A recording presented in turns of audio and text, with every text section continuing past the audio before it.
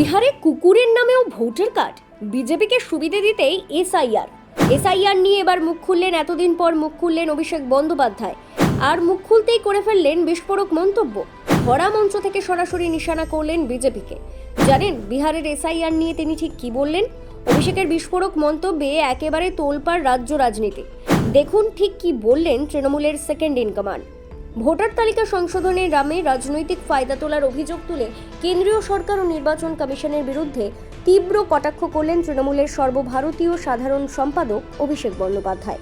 সোমবার দিল্লি যাওয়ার আগে কলকাতা বিমানবন্দরে সাংবাদিকদের মুখোমুখি হয়ে তিনি সরাসরি অভিযোগ করেন, বিজেপি উদ্দেশ্যপ্রণোদিতভাবে ভোটার তালিকা সংশোধনের প্রক্রিয়াকে নিজেদের স্বার্থে ব্যবহার করছে। এই অভিযোগের পেছনে একটি চাঞ্চল্যকর তথ্য তুলে ধরেন অভিষেক। তিনি জানান, বিহারে এমন উদাহরণ সামনে এসেছে যেখানে কুকুরের নামেও ভোটার কার্ড তৈরি হয়েছে।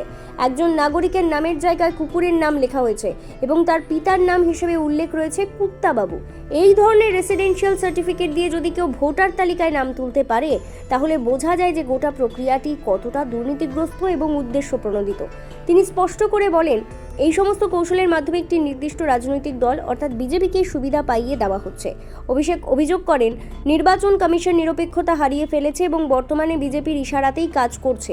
নির্বাচন কমিশনের কাজকর্ম নিয়ে প্রশ্ন তুলে তিনি বলেন, যখন বিজেপি ভোট লুট করে ক্ষমতায় আসে সেই সময় কমিশনের ভূমিকা নিয়ে সবচেয়ে বেশি বিতর্ক ওঠে।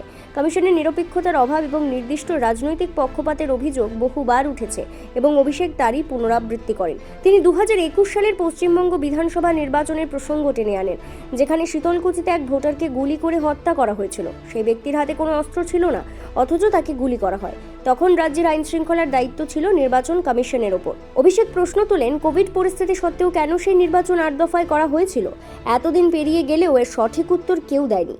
এসআইআর এর প্রসঙ্গে তিনি অভিযোগ করেন, এই প্রক্রিয়ার মাধ্যমে পশ্চিমবঙ্গের বাঙালি নাগরিকদের ভোটাধিকার কেড়ে নেওয়ার চেষ্টা চলছে। শুধু তাই নয়, এই প্রকল্পের আড়ালে আসলে বাঙালিদের নাগরিক অধিকার খর্ব করার ষড়যন্ত্র চলছে বলে অভিষেক দাবি করেন। তার কথায়, যাদের বাংলা ও বাঙালিকে চেনারই কোনো আগ্রহ নেই, যার বাংলার ইতিহাস সম্পর্কে সম্পূর্ণ অজ্ঞ, তারাই আজ বাংলার ওপর শাসন চালাচ্ছে। অথচ এই বাংলার 4টি নোবেল জয়ী দিয়েছে এবং স্বাধীনতা আন্দোলনে বাঙালির অবদান কোনোভাবেই অস্বীকার করা যায় না। অভিষেক এও বলেন, এই মুহূর্তে কেন্দ্রীয় সরকার সংবিধান মেনে চলছে না এবং নাগরিক অধিকার লঙ্ঘন করছে। তাই তিনি কেন্দ্রীয় স্বরাষ্ট্রমন্ত্রী অমিত শাহের পদত্যাগ দাবি করেন। তার মতে, কোনো সরকার যদি বারবার সংবিধানের পরিপন্থী কাজ করে এবং মানুষের গণতান্ত্রিক অধিকার হরণ করে, তাহলে সেই সরকারের নেতৃত্বে থাকার কোনো ব্যক্তিত্ব আর ক্ষমতায় থাকার ন্যূনতম অধিকার থাকে না। এইসব অভিযোগের মধ্য দিয়ে তৃণমূল স্পষ্টভাবে বিজেপিকে চাপে ফেলতে চেয়েছে।